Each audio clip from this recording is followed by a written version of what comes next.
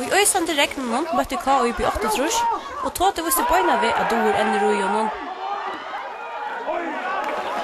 Men det så skjøtt at det var toftamøn som var raskere i nærdestund. Halvan fyrrehållag, etna sted sitta håla til på 8 trus. Det lengt frysbarsken i 16 metren, her Keita rødt sted og forskalla bølten i nettet til 8-0. Kaja i Østensøynar møvløyker. Kristoffer Jakobsen, Tode Jonsson, skjuter, rekker på 8 trus på en av venen og utenhottene. En av lærsen teker, og bølten ender ved føtene av Tode, og så jamløyker 8-8. Sera glede klaksforskinkar og Tode Jonsson.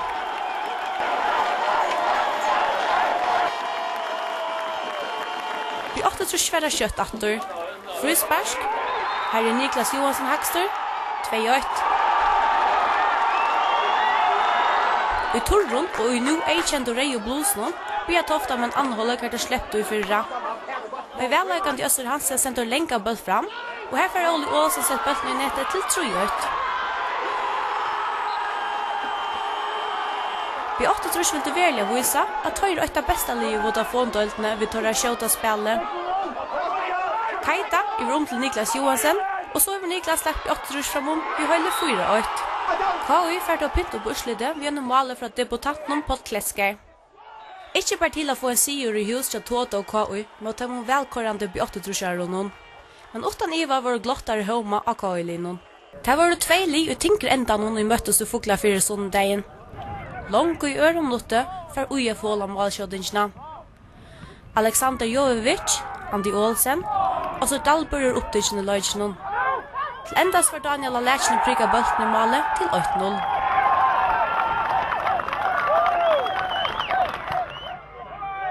Etter 20 minutter av 17-hållegget finner Nenad Saric, Rekva Jakobsen, så vil det felter i brottstøynen, og dommeren Petter Reinerstø med brottsparsk. Her så tekker Andi Olsen av, og skårer trygt til 2-0. Tar 20 minutter etter å løyka, spiller Alexander Jovovic til Daniel og Lætsjene, så slipper Leiser i høkkesøyo. Omveges verjeløykeren, Ragnar Niklasen får bølten i målet til endelig utslidet 3-0.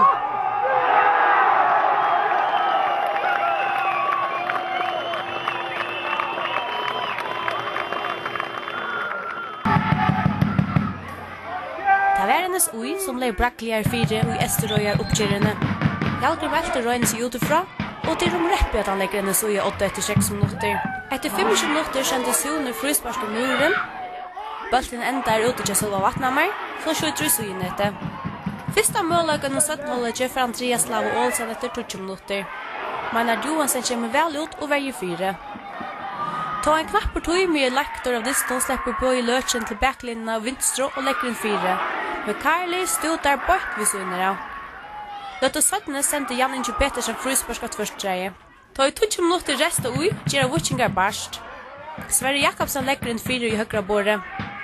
Andreas Lavo Olsen bøyner bølten ved høtten til Sølva Vatnammer, som inni under malen om bare skal sitte foten av. Så er 8-0 til høymalige, og målbrekkeren kjennes ui til Gistung.